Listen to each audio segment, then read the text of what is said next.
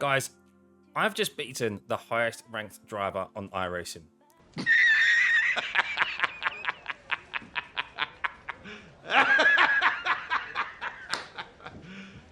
You serious? Yes, I did. Yes, I did. Yes, I did. I know exactly what's going through your mind right now.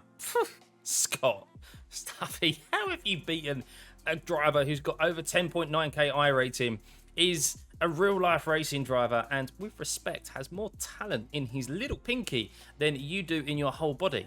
Do you know who I am? No, I can't say that I do. I don't know how to put this, but I'm kind of a big deal. Well, guys, anything is possible when you put your mind to it. And, well, let's get into it and see exactly how we beat Gustavo, the highest ranked driver on iRacing. It's definitely going up here. I'm getting that framed. Lewis can go. It's going to be put up in an iRacing certificate. Because, unfortunately, my recording got corrupted, so you get to see things from my perspective, but I thankfully saved the replay for this momentous moment and occasion in iRacing history. Well, my history, anyway. So, here we are with Gustavo, and we are going to have a look and see exactly and jump back and forth from my perspective and Gustavo's in how we beat him on pure skill alone.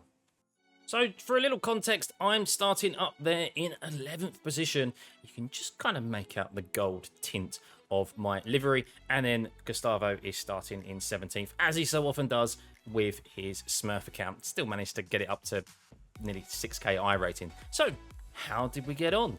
Let's press play and flick between our two perspectives in regards to what happens. So, a great start from Gustavo there, and a good one from us as well. How about T1?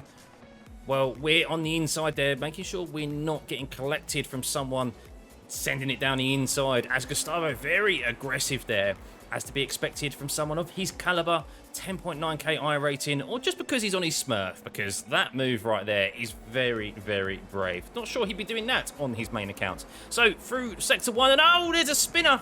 There's a spinner. It looks like his teammate of the like. It seems to be a very similar livery. And, well, did we pick up damage there? Well, we definitely held on to the position and swung it round the outside. How about Gustavo, who's getting pinched here, but holds on to his position? And what's happening here between... Oh, no. Oh, bit of shoving. Argy-bargy. Oh, no. The green car's lost it. Contact. And Gustavo's been caught up in it.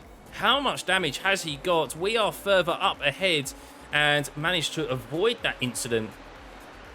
And Gustavo's race is over.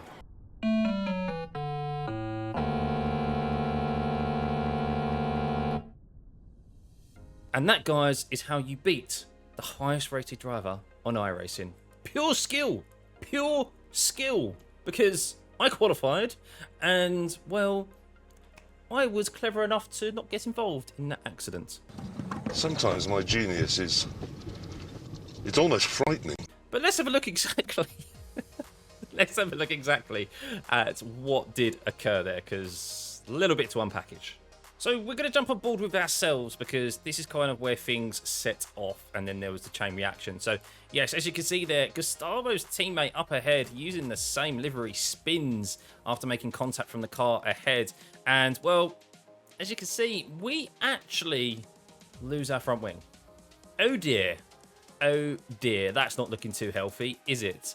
And, well, even though we had no front wing there, we were still able to overtake the burgundy and white car on around the outside. Didn't know I had no front wing at the time, but yes, very, very unfortunate once again to get caught up in an incident there that was no fault of my own. So we got ahead of the pack there. As you can see, how many cars are behind me, and well, that allowed us to not get caught up in what was the next incident between the green car behind and the burgundy car, who also got caught up in that incident. So we're on board with Yao here, who is in the green livery. Unfortunately, his race just ends, and you can see here, oh my god, like, I don't know what that defense is. And then he still moves over to the right while Yao holds his line. And due to that, Gustavo ends up with a considerable amount of damage there, just collecting Zhao. Nothing neither of them could do, to be perfectly honest with you. And well, yes, that definitely ended his race. But let's see how much damage Gustavo had. Now, visually, Gustavo doesn't seem to have picked up any damage. I highly doubt that. I imagine he probably has some front wing damage. But the big key here of why he decided to retire, if we go on board with his cockpit, we can see that his steering is at a definite angle. And most likely, he got the black flag come out. And to be honest, even if you didn't get the black flag, I mean, you're not going to be wanting to continue the race like that. As you can see, proper left hand down and just not turning. So while no, nothing visually, clearly suspension has gone, and that is why he retired.